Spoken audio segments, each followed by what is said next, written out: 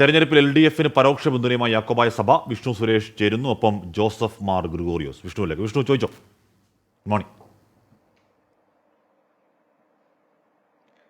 ഹാഷ്മി, ഇന്നലെയാണ് ഇത്തരത്തിലൊരു പരോക്ഷ പ്രഖ്യാപനം യാക്കോബായ സഭയുടെ ഭാഗത്ത് നിന്ന് വന്നത്. പ്രഖ്യാപനമാണോ, അത് എന്താണ് നിലപാട് എന്നുള്ളതെല്ലാം ജോസഫ് ഗ്രിഗോറിയോസ് തന്നെ നമ്മളോടൊപ്പം പറയും. തെരഞ്ഞെടുപ്പ് അടുത്ത ഘട്ടത്തിലാണ് ഇത്തരത്തിലൊരു പ്രസ്താവന മുഖ്യമന്ത്രിയെല്ലാം കോട്ട് ചെയ്തുകൊണ്ട്, മുഖ്യമന്ത്രി കോട്ട് ചെയ്തില്ലെങ്കിൽ പോലും മുഖ്യമന്ത്രിയെല്ലാം കോട്ട് ചെയ്ത തരത്തിലായിരുന്നു. പരോക്ഷ പിന്തുണയാണോ ഇടതുപക്ഷത്തിന്?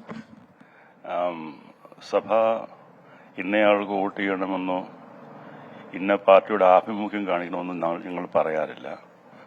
ഇലക്ഷൻ അടുത്ത് വന്ന സാഹചര്യം പൊതുവെ പല കാര്യങ്ങളും ജനങ്ങളെ അറിയിക്കേണ്ടതായിട്ടുണ്ട്. അതിൽ പരിശുദ്ധ പാത്രിക്കീസ് ബാവ വന്നപ്പോഴുണ്ടായ ആളുകളുടെ സഹകരണവും ഒരു നന്ദി പറഞ്ഞുകൊണ്ടൊരു കത്താണ് അതിൻ്റെ അകത്ത്.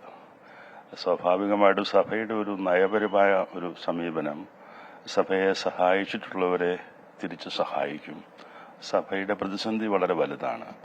ഇനിയും സഹായങ്ങൾ ആവശ്യമുണ്ട്. ആ സഹായങ്ങൾ ഉറപ്പാക്കിയവരുണ്ട്.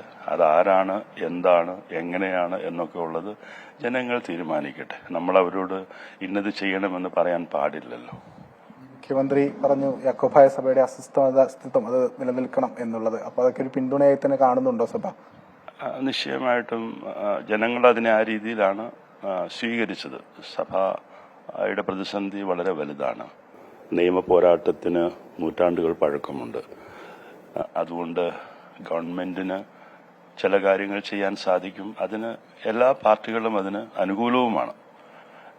അതോടൊപ്പം തന്നെ ബഹുമാനപ്പെട്ട കോടതികളും അങ്ങനെ ഒരു നീക്കം നടത്തുന്നതിൽ കോടതിയുടെ അംഗീകാരവുമുണ്ട്. അതുകൊണ്ട് ഞങ്ങൾ പ്രതീക്ഷയോടെ ഇരിക്കുന്നു.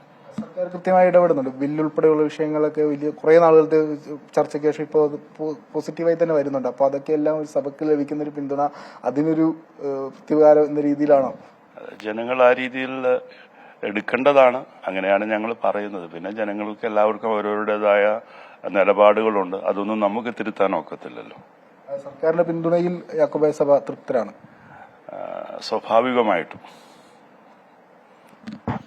ഹാഷ്മി, അതാണ്, സർക്കാരിന്റെ പിന്തുണയുണ്ട്, സർക്കാരിന്റെ പിന്തുണയിൽ തൃപ്തരാണ്. സഭയെ സഹായിച്ചവരെ തങ്ങൾ തിരിച്ചു സഹായിക്കും എന്നുള്ളതാണ് നിലപാട്.